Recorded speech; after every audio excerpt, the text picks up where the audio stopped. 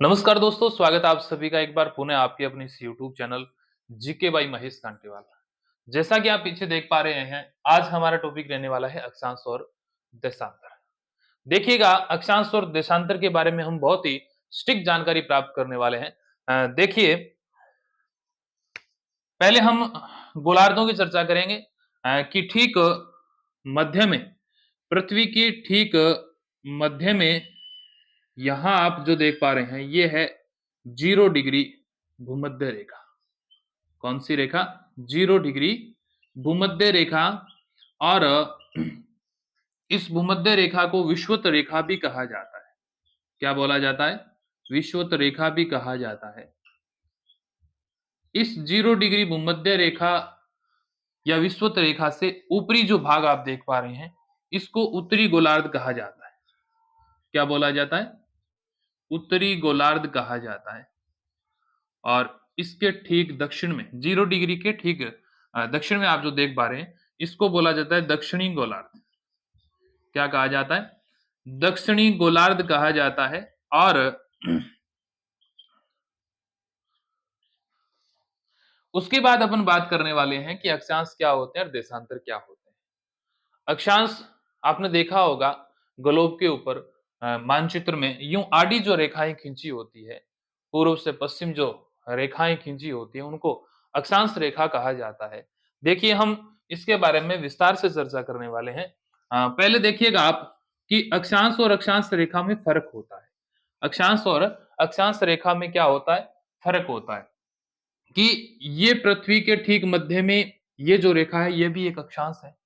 ये भी एक अक्षांश रेखा है, 0 डिग्री भूमध्य रेखा। तो यूं कहें कि 0 डिग्री या पृथ्वी के केंद्र बिंदु से जो कोणात्मक दूरी होती है ना, जैसे जैसे हम ऊपर की ओर बढ़ते हैं 1 डिग्री 2 डिग्री, यहाँ ये आप देख रहे हैं ये 90 डिग्री और नीचे भी यहाँ 90 डिग्री। इस क्षेत्र को, ऊपरी वाला जो क्षेत्र है, इसको नॉर्थ पोल कहा जाता है। क्या बोला जाता है? नॉर्थ पोल कहा जाता है, या यूं कहें कि उत्तरी ध्रुव है। उत्तरी ध्रुव है। और यहां इसको बोला जाता है साउथ पोल। क्या कहा जाता है? साउथ पोल कहा जाता है, या यूं कहें अपन कि दक्षिणी ध्रुव कहा जाता है। दक्षिणी ध्रुव कहा जाता है। अब पृथ्वी के केंद्र बिंदु से कोणात्मक दूरी, यानी 1 डिग्री इधर, यूं 1 डिग्री इधर, ये जो कोणात्मक दूरी होती है ना, उसको बोला जाता है अक्षांश। क्या बोला जाता है? अक्षांश बोला जाता है। जैसे अपन क्या है कि 90 डिग्री, क्या 90 डिग्री तक उत्तरी ध्रुव तक जाएंगे, 90 डिग्री तो ऊपर, यानी ऊपरी अक्षांश हो गए। और 90 डिग्री दक्षिणी गोलार्ध में, 90 डिग्री ये हो गए। और एक 0 डिग्री भूमध्य रेखा, कौन सी? 0 डिग्री भूमध्य रेखा। तो यानी 90 डिग्री और ये कुल हो गए 181। या यूं कहें कि अपनी पृथ्वी के ऊपर पूरे 181 अक्षांश पाए जाते हैं। उसके बाद में एक बात आती है अक्षांश रेखा की। किसकी? अक्षांश रेखा।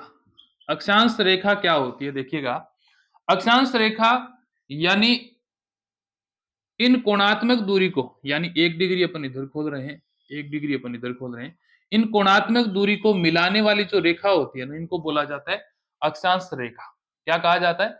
अक्षांश रेखा कहा जाता है।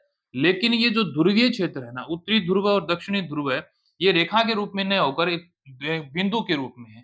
तो ये काउंट नहीं होते हैं। तो 181 में से क्या कर देते हैं, ये दो बिंदु हटा देते हैं, अपन घटा देते हैं।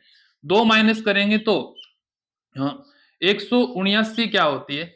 अक्षांश रेखा होती है।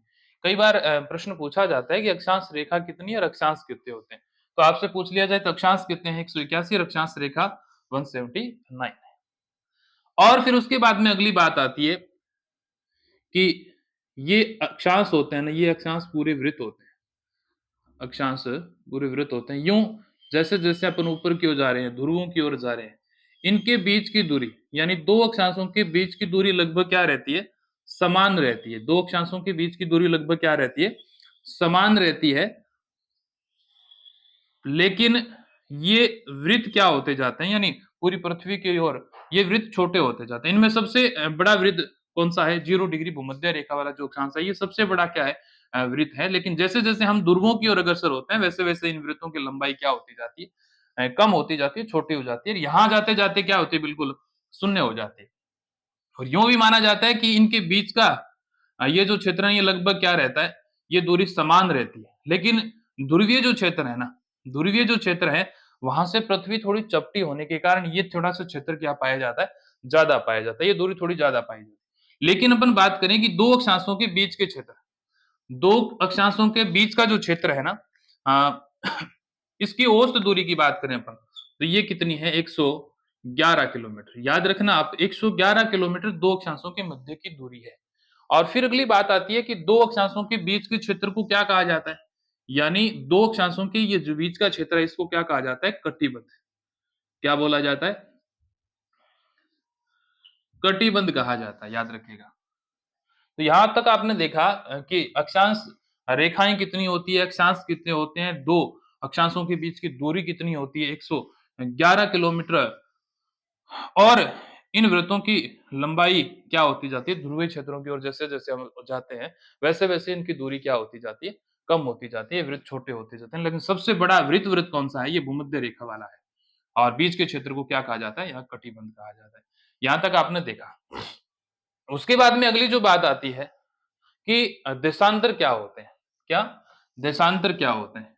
यूँ आपने देखा होगा कि पृथ्वी में यूँ खड़ी रेखाएँ आपने देखी होगी, ग्लोब के ऊपर दर्शाई होती है, सब काल्पनिक रेखाएँ होती है। उनको देशांतर रेखा कहा जाता है। क्या कहा जाता है? देशांतर रेखा कहा जाता है। यूँ कहें कि ये उत्तरी ध्रुव को दक्षिणी ध्रुव से, ये 0 डिग्री देशांतर रेखा है। उत्तरी ध्रुव को दक्षिणी ध्रुव से मिलाकर खींची जाने वाली रेखाएँ, उत्तरी ध्रुव को दक्षिणी ध्रुव से मिलाकर खींची जाने वाली रेखाएँ क्या कहलाती है? देशांतर रेखाएँ कहलाती है। क्या कहलाती है? देशांतर रेखाएँ कहलाती है। यानी उत्तरी ध्रुव को दक्षिणी ध्रुव से मिलाकर खींची जाने वाली रेखाएँ क्या कहलाती है? देशांतर रेखाएँ कहलाती है। और इन देशांतरों के मध्य की दूरी, इस 0 डिग्री भूमध्य रेखा पर आप देख रहे हो कि 2 देशांतरों के मध्य की दूरी ज़्यादा है। लेकिन जैसे-जैसे हम ध्रुवों की ओर अग्रसर हो रहे हैं, वैसे-वैसे इनके बीच की दूरी क्या होती जा रही है? कम होती जा रही है और ध्रुवों पर जाते-जाते बिल्कुल क्या हो जाती है? शून्य हो जाती है।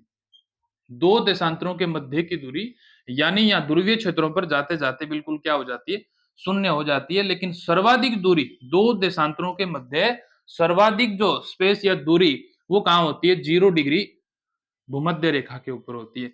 और 2 देशांतरों के मध्य सर्वाधिक दूरी की यदि अपन बात करें, सर्वाधिक जो दूरी होती है, वो कहाँ होती है? भूमध्य रेखा के ऊपर। और कितनी होती है?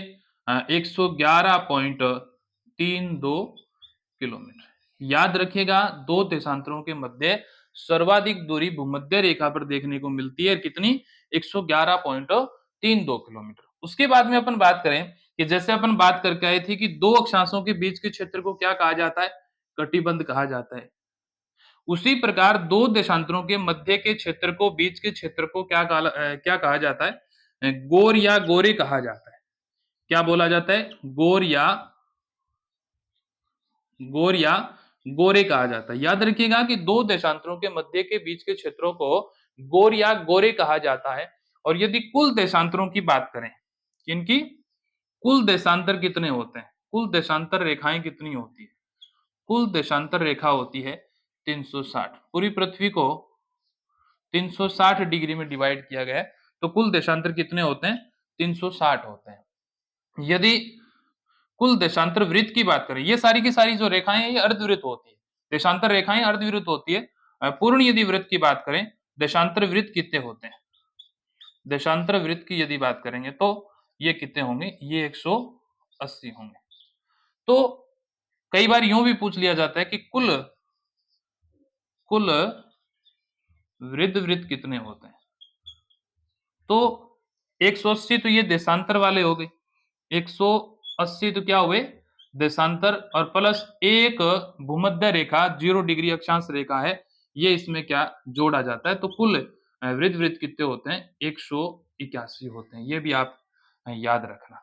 तो यहाँ आपने देखा कि अक्षांश क्या होता है, देशांतर क्या होता है, अक्षांश के बीच के क्षेत्र को क्या कहा जाता है, देशांतर के बीच के क्षेत्र को क्या कहा जाता है। तो इन तमाम बातों के बारे में आपने जानकारी प्राप्त की और अगली क्लास में हम एक बहुत ही अच्छे टॉपिक के साथ आपके साथ मिलने वाले हैं। तब तक के लिए धन्यवाद।